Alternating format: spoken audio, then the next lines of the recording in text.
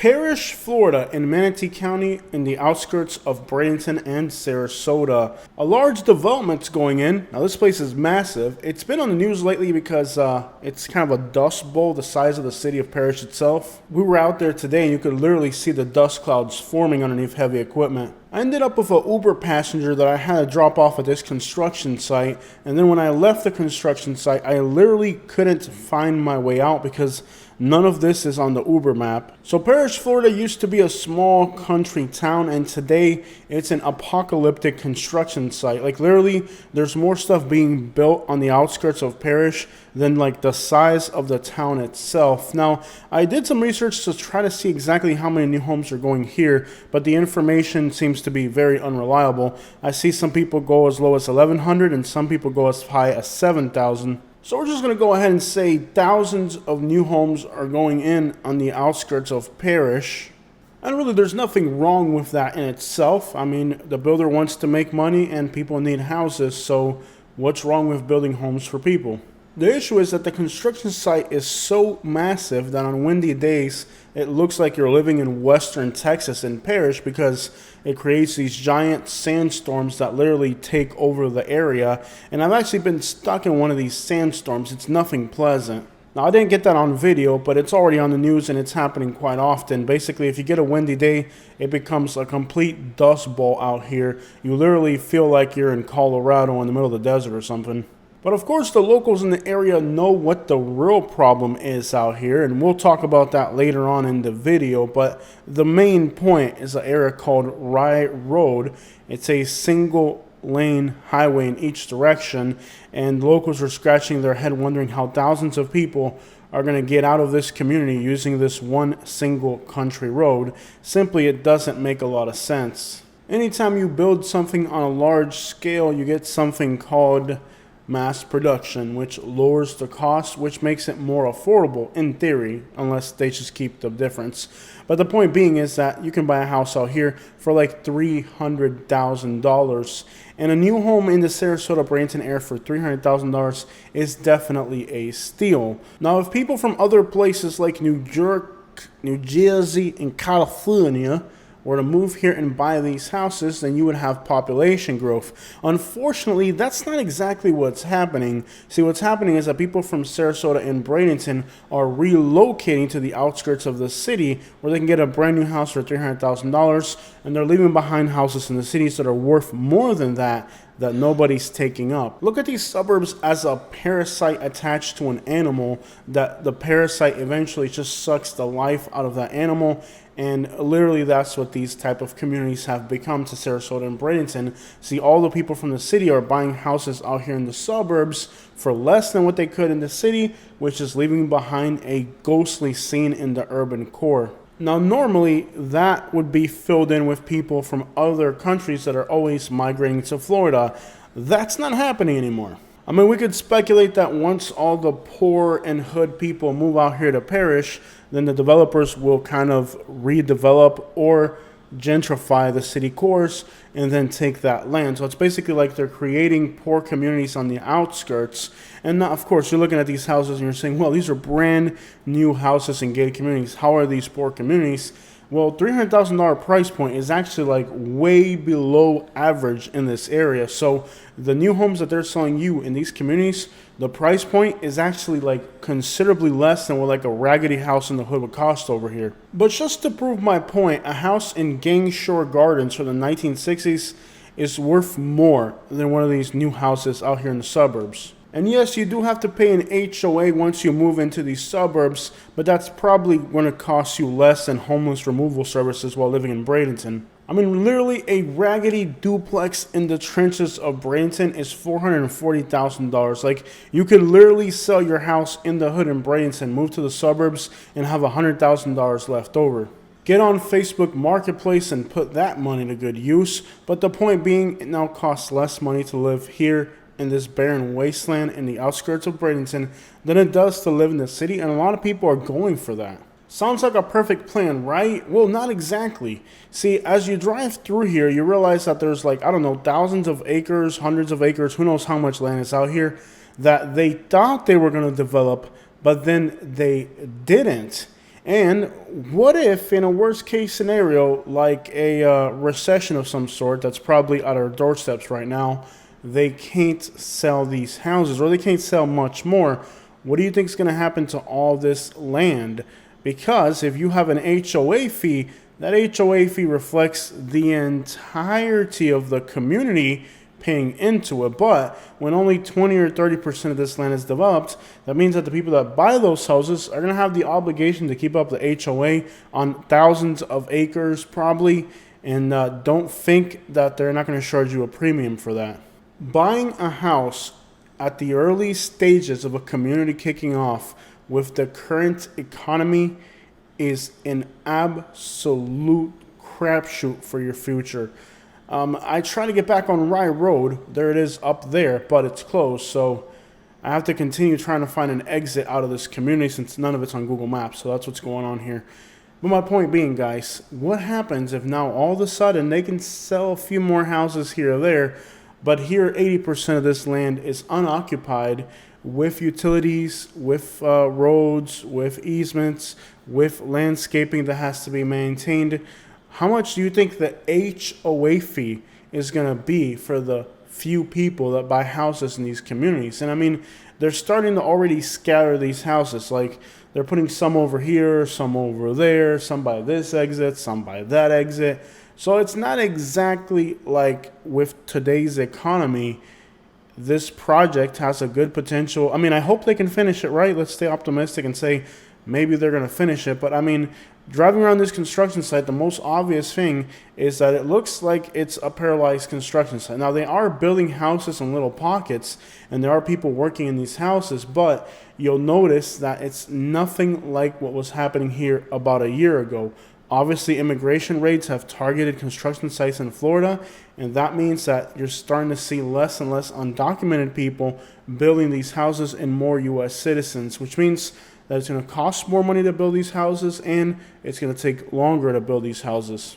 Now, just today I was talking to somebody that moved to Bradenton from Jacksonville, and they were telling me that in Jacksonville, the economy took a huge slump recently because of immigration. So it's starting to be a statewide issue. I mean, it's more pronounced here in the southwest side of Florida because this is the fastest growing area, and construction, new home construction in particular, is like a huge volume of the economy here. I mean, it's basically an economy based off of new home construction. With immigration rates, that's going in the toilet. So it really isn't a far stretch to assume that buying a house in a community this massive, that is in an elementary state of its progress, right? It's not fully built yet.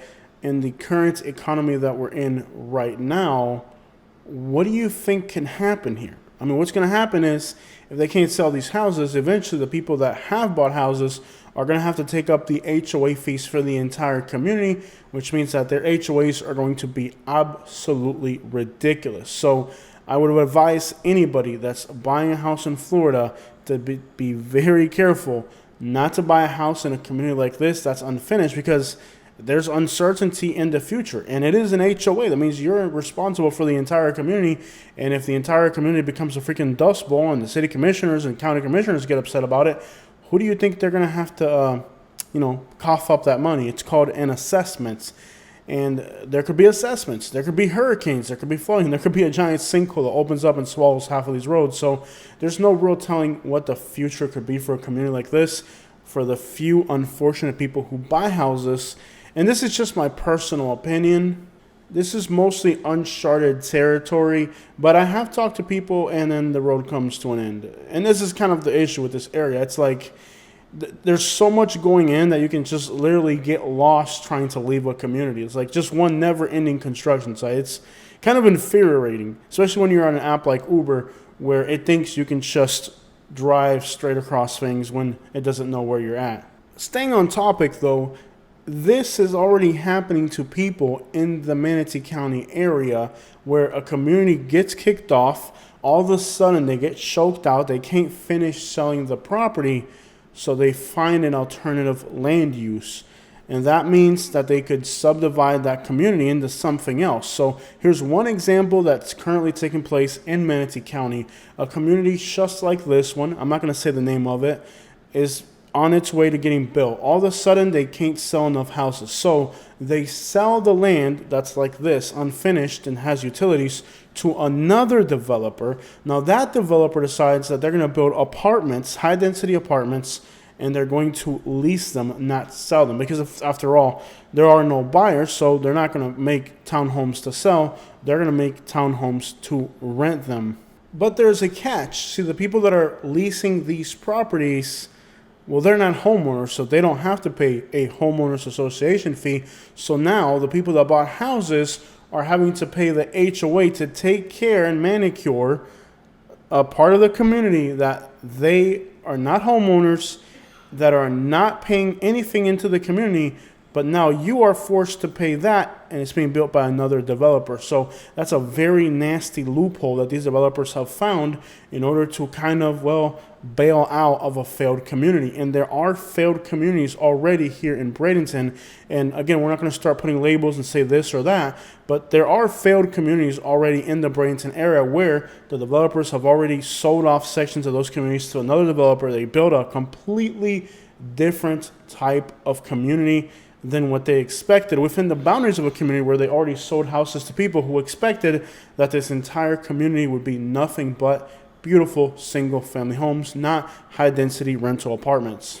In my personal opinion, I believe that this practice is going to become much more prevalent in the future in this metropolitan area, and that new home buyers should be aware to avoid unfinished communities. Buy a home in a community that's already built, where things are already happening, not in one of these new communities where there's nothing guaranteed. Now, if it's a new community and they're at 80 or 90% progress, then the liability isn't that big. But don't be the first guinea pig to hop into one of these communities when you don't know what the future holds, because literally these are thousands of homes they're planning to build in some of these communities, and right now there's no telling where that's going to come from.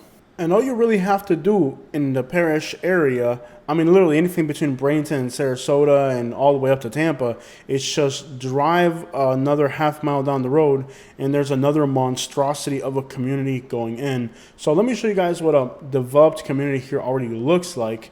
So somewhere in this community, we're picking up somebody that's going to the airport, I believe, or some other important place. Now, this community is already built up, and it's already existing. And this was actually one of the oldest communities that existed out here. I was talking to my passenger who was telling me that he paid something in the realm of less than $300,000 for a giant house out here. That house today is probably worth at least twice that. Now, normally you would suggest to people to buy the newer communities because the new building codes, everything's up to regulation, etc., etc. And again, if it's a finished newer community or if it's in the final stages, I would recommend it. But if it's in the preliminary stages, it's a huge project, I don't personally think that there's enough demand right now for that. And we've already started to see developers get into pretty shady practices as they try to find the emergency exits for these could-be future failed projects. And that's where you don't want to end up.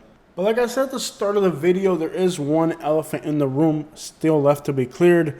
And that is this narrow little road out here called Rye Road. It seems that Rye Road is already at capacity with the amount of traffic that comes through here, particularly at peak hours. And the residents that live in communities like this, that have been here for decades, well, they're seriously concerned that all these new developments are going to turn their suburban dream into an absolute nightmare. Now, we've talked a lot on our channel in how Bradenton, Sarasota, particularly like master plan communities like Lakewood Ranch, they have a master plan design. So the roads are built first, and that means that with that, you don't get the bottlenecks of traffic that you do in the outskirts of Tampa or in Fort Myers somewhere. But let me remind you that that infrastructure kind of ends on Highway 64. From there on, when you get into Parrish, whether it's Fort Hammer or Rye Road, these are all single lane in each direction. There probably isn't enough easement for these roads to be 2 lanes. And this is already proven to be a big problem in Bloomingdale, Fishhawk, most of those suburbs in Tampa like Bradenton, where you end up in an absolute bottleneck of traffic. So here we're driving down Rye Road, and it looks like there's nobody out here, but eventually you do run into a problem. And that is that traffic eventually does come to an absolute standstill here. On top of that, all these new communities require a lot of schools, and these schools are on single lane highways, which means that during peak school hours, you can take a good 15 to 20 minute delay added to passing any one of these various schools that are going up just about everywhere out here. I mean, as we pass this school, you can see a vehicle driving on the sidewalk for some reason. And well, there's really just not enough space for these schools. And these schools just kind of add to the nightmare that is living in these rural communities. And when these communities do get built in, I mean, on one side, if they don't get built in, the people that buy those homes are in a lot of trouble. And if they do get built in, and everybody else is in a lot of trouble because these roads do not have the capacity to handle the amount of traffic that these communities will bring. And again, with Fort Myers and Tampa, we've already seen plenty of examples of how these places become absolute nightmares, where it can take you 25 minutes to make a left turn. Living behind one of these traffic gridlocks, you literally have to plan your entire life around traffic. When I lived in Buckingham, Florida, we had a similar situation because we used to have to come in through Buckingham, Orange River, or Cemetery Road. If you live in Lehigh Acres, you know what I'm talking about. But even now, in the off season, right, the snowbirds aren't here yet, and it's not even peak hour yet. You can see that every once in a while, you just come to a complete standstill out here. But people are just under the concept that, well, it's Lakewood Ranch. It's the largest master plan community in Florida. And yes, Lakewood Ranch is probably bigger than the Villages at this point. When you get here to 64, you got the roundabouts, and then you get the Lakewood Ranch infrastructure. The issue is that these communities way out there in Parrish are close to Lakewood Ranch, but they're not going to get the Lakewood Ranch infrastructure. Hopefully they do get it. And if they do get it, then, of course, it's going to take a very long time for that infrastructure to be built, which means most people are going to have to go all the way up to Ellington and swing back around in the meantime. Either way, it's going to be a nightmare moving forward when these communities get built. And for some reason or another, people just assume that, well, it's because it's close to Lakewood Ranch that these communities are going to share the same attributes as Lakewood Ranch, but that really isn't the case. So now we're on Highway 64, you get to Interstate 75, and all these off-ramps in Bradenton and Sarasota are brand new infrastructure. So once you get to the interstate, it's usually pretty good infrastructure. But let's not forget that already Lakewood Ranch, Sarasota, and Bradenton have kind of maxed out 75. I mean, Interstate 75 in Sarasota is one of the roughest spots in Florida during peak traffic hours. Usually it's heading northbound in the evening and then southbound in the morning. And you know, a good example or parable would be Lehigh Acres, Florida. If you guys remember, Highway 82 was an absolute nightmare. It was literally one of the worst places you could live in Florida until they widened Highway 82. Highway 82 is now a 3-lane highway with a lot of infrastructure, and that has alleviated traffic for Lehigh Acres. But many years back, if you lived in Lehigh Acres, it could literally take you 45 minutes to go from the exit to your community, because literally it was just 1 lane each way, and well, thousands of people having to use the same roads. And we've already seen in Florida what happens when a community doesn't get that infrastructure early enough. There's plenty of examples throughout the state of Florida. Thankfully for the community of Lehigh Acres, they were able to fix that, and today that commute is a lot less hectic than it used to be. But it doesn't seem like Manatee County has plans for that area up there. It just seems like they're just letting that area grow, and may it become the nightmare it's going to become, they'll deal with that in the future. It wouldn't be fair to say that this area doesn't have infrastructure, because it does. But even with all this infrastructure, you just saw as we went under 75 that in midday traffic, it's literally at a standstill going in both directions. And guys, this is now in the middle of the off season. Imagine when the snowbirds get here. And they'll be here soon. I finally got a ride to the airport today, and I got a ride from the airport as well, showing that it's starting to pick up a little bit. So snowbirds are slowly starting to get to Florida, and that means the traffic in the next few months is only going to get worse. The airport's been dead. Right now, nobody's coming to Florida. I mean, it's been so bad that I haven't Uber driven in like months, because literally, even though I'm broke, it's not even worth it. Like, you're barely making your gas money. Like, even today, there were a few more passengers than usual, but you can see that the new terminal at the airport kind of looks empty. The point being that eventually the snowbirds will return, but this has been the worst off season we've ever had in Florida. Uber driving really sucks. I mean, here's a perfect example. This happened to me today. I pull up to the gate. I'm like, hey, I need a code. How do I get in? I'm at the gate. He says, pull up a little closer and I'll open the gate for you. So look what this guy does. Yeah, watch this. Now keep in mind that the Uber passenger told me to pull up to the gate and they're going to open it. So look at this clown. This is what really sucks about Uber driving. Like, the directions were to get close to the gate and they're going to open it to me. So watch this. Yeah, dude. I'm just working, man. What you got to be? The gates are down. Go about your life, dude. Go about your life. Go about your life. Go about your life. No, the gates are down. Who are you working for? Oh, that's nice. You're real mature. You know what? Get on my way. Hey, this is down for a reason. Don't chase people through the gate. Have a good day. Mind your own business, bro. Hey, no, this is my business. Mind your own business.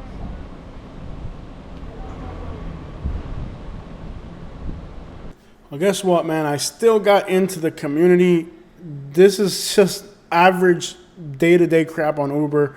Nobody ever gives you directions into these gated communities. Like, if you drive Uber, Amazon, food delivery, you know that 95% of the time you have to fight your way into these communities to get in, because the customers never tell you how the crap to get in these communities. And if it's a newer community, it's not on Google Maps. The Uber app doesn't know where the crap you are. It thinks you're in the middle of a field. So every single day, if you're Uber driving, it's a nightmare. Sometimes they'll think you can drive through a community to get to another community, but it's gated.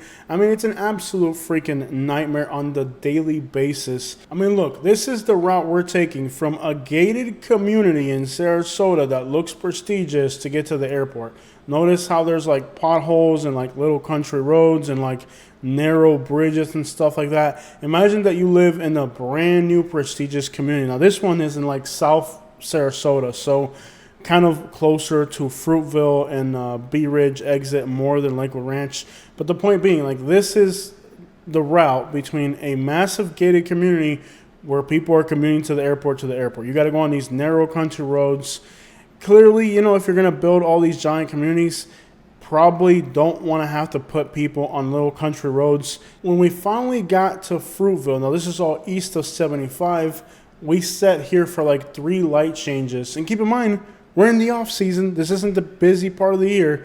And literally, we were stuck here for a while just to make this left turn on the Fruitville. Now, back in 2012, I started driving for the Pigeon Racing Combine of Southwest Florida, and this was the exit where the Sarasota club would meet at. So there's a gas station here, and then there used to be like a barbecue place, and that was literally the only thing that existed on this exit. Now, like you can see on the left, they're building like a 4 or 5 story building. This area is completely unrecognizable. But again, with Lakewood Ranch, the concept was infrastructure first. But now that Lakewood Ranch is completely built up, without a doubt, these outskirts like Parrish and some parts in South Sarasota, south of Fruitville, you now have a problem where, you know, the suburbs are pushing into these country roads in the middle of nowhere, and the people that live there, with reason, are frustrated because they're building these giant prestigious communities way out there in agricultural rezoned land, but the infrastructure doesn't exist. It's making people's lives absolutely miserable, and I think that this is going to become a really relevant topic moving forward in this metropolitan area. After all, road infrastructure is what got this area to where it is today. And all the while, US 41, the original trail between Sarasota and Bradenton, looks like a ghost town during peak hours. So 75 gridlocked, country roads gridlocked, but the urban core businesses are closing, restaurants are boarded up. Everything here kind of looks like a ghost town, and this is kind of like the urban core. So while all this development and growth is happening on the outskirts and traffic congestion, the urban core looks like a ghost town. And really, if the prices out there in the suburbs continue to be less than in the city, eventually all these neighborhoods here along US 41 are going to become absolute ghost towns. It's already happening, and the urban core usually used to have a larger immigrant community. With current immigration laws, We know that's going to become a vacuum, and what's going to happen to these communities? I think eventually a lot of people are going to start buying larger plots of land, buying structures just to hold on to them. So it's going to be one of those deals where eventually this area will become something, but in the meantime, it's going to become really ugly along the urban core because everything's happening out in the outskirts. In fact, we just passed a restaurant that used to be called Little Hoto, which is a Japanese restaurant. Now, it's actually a very offensive term in Spanish. I don't know if they did it on purpose, but it's hilarious. Point being, Little Hoto used to be right here by the airport. It's closed down, boarded up, and abandoned, and they just opened it up somewhere near Lakewood Ranch. So that's starting to happen with a lot of restaurants. So this area here between Sarasota and Bradenton along 41 is becoming a complete desert of an urban landscape with pretty much just homeless people roaming everywhere. And this is going to be a long process. Eventually, all this land will be acquired and all these abandoned buildings will be demolished and bigger structures will go in. But that's going to be a lengthy process. And in the meantime, it's going to be a nightmare because the urban core is empty while the outskirts are booming and congested. So it doesn't make a lot of sense, but that's what's happening right now in the Sarasota and Bradenton area. Now, the tourists do want to be near the beaches. So this is an area that in the summer is empty, but in the winter is packed because it's closer to beaches. This is a really seasonal area. So within the same metropolitan area, when it comes to congestion and traffic, you have a lot of different things going on. For example, way out in the outskirts, a lot of people do actually commute and have second homes in Florida, in communities like Lakewood Ranch and even way out there in Parrish, believe it or not. So in the winter, we do get a lot of people come down to Florida. There's a lot more congestion even out in the suburbs, but here in the city, it'll come to a complete gridlock. Now, over the last few years, it hasn't been as much as it used to be, and I think this year is probably going to be the worst tourist season we've ever had.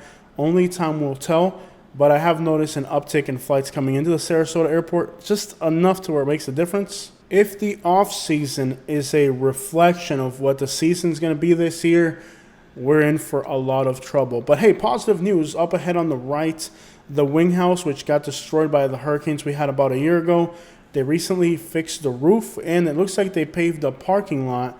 Is it possible that the wing house is going to make a comeback? It's been a homeless camp since the hurricanes, but if you look here on the right now, you'll see that they recently installed a new roof. They're working on the driveway. Maybe they're starting to paint the building. Perhaps the wing house will come back. Only time will tell. Notice how empty the Hertz car rental lot is. Definitely things in Florida are not going smooth right now. Do you think Manatee County will get its crap together and put infrastructure in the right places? Or do you think the outskirts of Bradenton are about to become the nightmare of Fort Myers and East Tampa? Let me know in the comments.